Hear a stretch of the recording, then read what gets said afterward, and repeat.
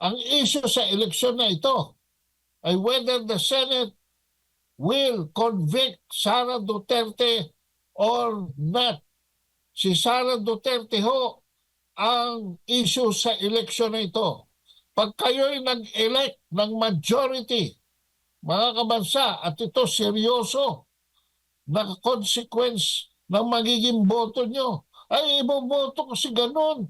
Dahil Tito Vic and Joey yan. Ay iboboto ko si ganun. Dahil yan si Lito Lapid ay matinik na artista, iboboto ko yan. Dahil itong boksingerong ito ay talaga namang kabaon ng bansa.